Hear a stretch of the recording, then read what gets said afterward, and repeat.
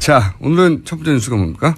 네, 유재경 미얀마 대사 관련된 뉴스입니다. 어제 난리가 났었죠, 이 뉴스가. 예. 네, 어제 소환돼서 입국했을 때만 하더라도요. 최순실 씨와 일면식도 없다. 사람 잘못 봤다. 이러면서 취재진에게 큰 소리 쳤었습니다. 네, 2번이나 했어요, 2번이나. 네. 입국 직후에 특검 들어가기 직후에. 그렇죠. 네, 직전에. 기자들이 계속 그런 질문을 했거든요. 네. 최순실 씨 어떤 관계냐 뭐 이런 질문들을 했는데요.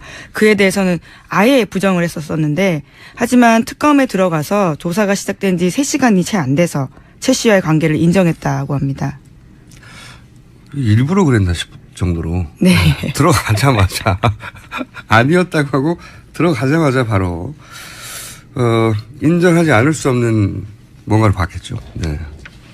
자, 관련 뉴스가 많죠. 관련 뉴스를 쭉 일별해 주세요. 네. 네, 관련해서 SBS 보도인데요. 유 대사는 지난해 5월 미얀마로 부임하기 전에 최순실 씨를 만났다라고 합니다. 그때 유 대사가 잘 도와드리겠다라는 이야기를 했다는 건데요. 특검은 이러한 이야기를 충성맹세로 받아들이고 판단해서 수사하고 있습니다. 충성맹세 맞죠. 네. 잘 도와드리겠다고 했을 때 뭘 하겠다고 했으니까 도와드리겠다고 하는 거잖아요. 최순실 씨한테 미얀마 대사가 도와드릴 일이 뭐 있어요. 뭘 도와줘야 하는지 알고 한 말이라는 거죠. 네. 그 다음은요. 네, 관련해서 이백순 전 미얀마 대사는 K타운 사업을 반대하다가 잘렸다고 특검이 판단하고 있다라는 겁니다. 이 지분을 넘긴 미얀마 사업가 임모 씨와는 최 씨에게 지분을 넘긴 미얀마 사업가 임모 씨 어제 소개시켜드렸는데요. 네. 이 사람과 관련해서는 안종범 전 수석 등과 함께 청와대에서 여러 차례 회의도 했다라는 겁니다. 네. 청와대에서 공식적으로 받아들인 거죠, 이 사업을. 또 있죠, 관련 뉴스들이 많아요. 네. 네, 미얀마 전 대사 같은 경우에는요. 갑자기 잘리고 그리고 나서는 원래 외교부에서 A 국장이 미얀마 대사로 오기로 파다하게 알려져 있었다라고 합니다. 그래서 그 해당 A 국장 같은 경우에는 현지 공간에서 함께 생활할 요리사 채용 절차도 시작한 상태였다고 하는데요. 그런데 갑자기 3월 10일, 지난해 3월 10일에 유 대사가 깜짝 발탁이 된 거죠. 외교부에서는 내정하고 있었겠죠. 네. 네. 그런데 이제 외교부는 전혀 알지 못한 상태에서 청와대에서 낙하산을 꽂았다 이런 얘기죠. 예. 그리고요. 그리고 이 전임 대사가 쫓겨나는 과정에서요. 우병우 전 수석이 지휘했던 민정수석실이 개입했다라고 판단했다라는 TV조선의 보도가 있습니다. 그 근거가 뭡니까? 예, 관련해서 민정수석실 같은 경우에는요.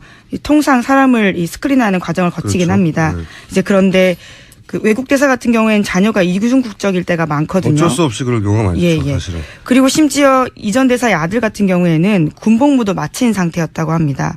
그런데 이것들을 문제를 삼으면서요. 이중 국적자 자녀를 둔 공관장들은 모두 내보내라. 이런 윗선의 지시가 있었다라는 겁니다. 모두 내보내라고 해서 모두 나간 게 아니라 결국 거기서 표적으로 잘려나간 사람은 미얀마 대사였다. 예, 이백순 네. 전 미얀마 대사였습니다. 그러니까 이제 그 대사를 자르려고 하니까 이유가 필요했을 테니까 약점을 찾다가 이중국적자 자녀가 있으니까. 근데 그 이중국적자가 보통 문제가 되는 건 병역 의무를 다하지 않을 그렇죠. 경우인데. 예. 근데 이 아들은 병역 의무 다 했는데도 불구하고. 예. 재밌네요. 그러니까 이게 기본적으로 어제 하루 사이에 벌어졌던 일들의 전후전모예요. 네. 예. 아직 다 밝혀진 건 아닌데. 당연히 이제 주시로 또 다뤄줘야 될 사안이라 어제에 이어서. 어제 이제 최순실 그 공식 있지 않습니까? 어때도 얘기했지만 대통령을 통해서 자기 사람부터 심고 나서 그 다음에 뒤로 이권을 챙기기. 이건데 그리고 이제 어제 그 말씀드린 게 해외 원조 담당하는 기관 이번에는 코이카가 등장해서 네. ODA라고 공적 개발 원조 자금 개도국에다가 이제 건물 지어주거나 무상으로 그건 유상 차관이지만 아주 낮은 이자로 그런 돈인데 여기서 이권을 챙기려고 했다는 거 아닙니까? 굉장히 창의적인 창조 경제 맞아요. 이게 구체적으로는 이 돈으로 건물을 지어주고 거기다가 한류 업체 입주시키는데 그거를 이제 미르재단이 주관을 뜬금없이 네네. 아무 상관없는 국제 원조 사업에 미르재단이 주관사가 되고 근데 이제 현직 사업을 할 때는 대행사를 선정해야 되는데 그 대행사로부터 지분을 챙겼다는 거죠. 네. 네, 그렇죠. 15%에서 20% 정도 챙겼다라고 보도가 나왔습니다. 차명으로 지분을 챙겼다는 건데. 이제 실제 공사를 하게 되면 이제 거기 대형 공사가 되니까 몇백억짜리 리베이트가 또 있겠죠. 그리고 코이카에서 미르재단이 맡은 게 이제 음식 문화 부분이거든요. 그러면 건물에 식당 들어가지 않습니까? 한류 업체들 입점되고 그럼 거기 또 이권이 있겠죠. 네. 정부 돈으로 이게 기획부동산을 하는 거예요. 제가 보기엔 기획부동산 업자의 냄새가 난다. 이걸 진행하기 위해서 첫 단계로 코이카 이사장을 작년 5월에 교체했다. 네네. 제가 어제 소개도 시켜드렸는데 이분이 이제 코이카 사상 최초로 외교부 대사 출신이 아닌 코토라 출신이 된 거. 사상 최초고요. 미얀마 대사도 사상 최초죠. 미얀마도 가본 적도 없다고 그래요, 이분은. 그렇죠. 네. 외교관 경력 없이 대기업 임원이 바로, 가본 적도 없는 나라의 대사가 된 것도 사상 최초입니다. 가본 적은 최소한 있어야지.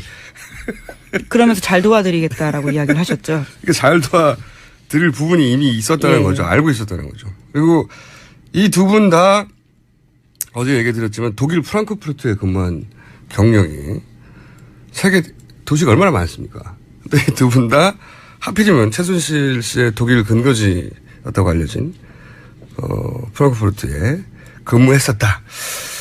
독일에서의 인맥이나 인연을 바탕으로 그쪽에서 추천했을 가능성도 좀 있을 것 같아요. 하필이면 독일이니까. 그리고 이 관련 회의, 미얀마 현지 대행업체 관련 회의를 청와대에서 했다는 거잖아요. 그리고 대사는 대통령 몰래 임명할 수가 없어요. 네, 그렇죠. 임명권자가 대통령이니까. 이건 대통령이 몰랐다는 게 말이 안 되기 때문에 저는 이거 하나만 명백히 밝혀서도 탄핵감이라고 봐요. 사실 복잡하게 따질 것도 없이. 근데 이 ODA 비즈니스에 왜 관심을 가졌을까? 뜬금없이. 장점이 있어요. 제가 생각해보니까. 첫 번째로 자기 돈을 안 들이고 국가 예산으로 건물을 짓지 않습니까? 기획부동산을 할 수 있죠. 그리고 거기서 이제 나오는 이권도 사업권을 챙길 수 있죠. 이게 다 두 번째로는 해외에서 벌어진 일이라 자금 추적하기 어려워요. 법망이 빠져나가기 쉽다. 세 번째로는 어제 외교행랑 얘기했는데 외교행랑에 만약에 액세스가 된다면 만약에 비자금도 그 행령을 통해서 해외에 있는 그 거점으로 빼돌릴 수가 있는 거예요. 이거 제가 보기엔 대단히 스마트한 비즈니스 모델인데 국가 예산으로 하니까 지속 가능한 국제 기획 부동산을 했다. 네.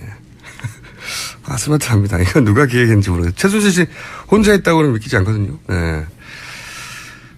또 한 가지 포인트가 미얀마 대사 이번에 문제되기 이전에 네네. 대사가 됐던 문제가 됐던 대사가 베트남이었죠. 네, 전대주 전 대사라고요.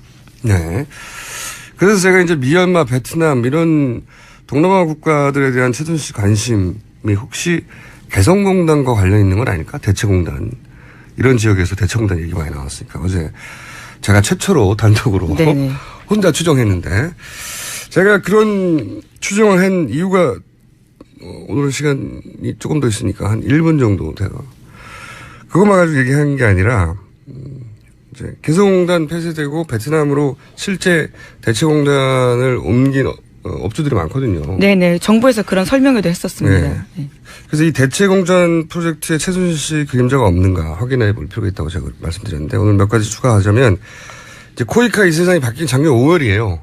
어디에도 나오지 않는 저 혼자의 추정이니까 근거는 그냥 미약하다고 보시고 근데 제가 초기 이런 데 좋거든요.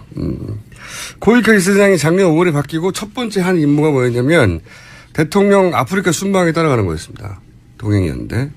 근데 이 아프리카 순방이 되게 이상한 순방이었거든요. 당시가 어떤 때냐면은 5월 26일 작년 27일 뭐가 있었냐면 G7 회의가 일본에서 있었어요. 당시 그 회의의 주요 주제가 북핵이었습니다. 그리고 이 회의가 당시 상반기 아시아에서 가장 큰 국제회의였어요.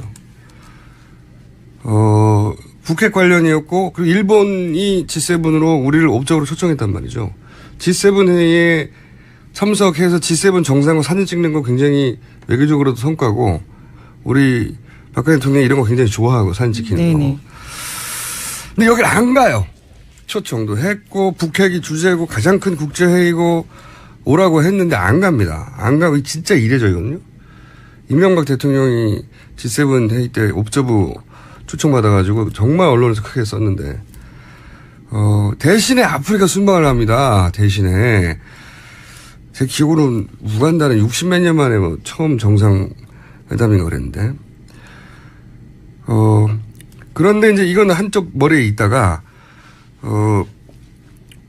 코이카를 공통 분모로 해서 미르 재단이 개입한 이권이 뭐가 있나 살펴보다가 제가 눈에 띈 게 어제 말씀드린 개성공단 폐쇄 그리고 최순실 씨가 곧 통일될 거라면서 네네.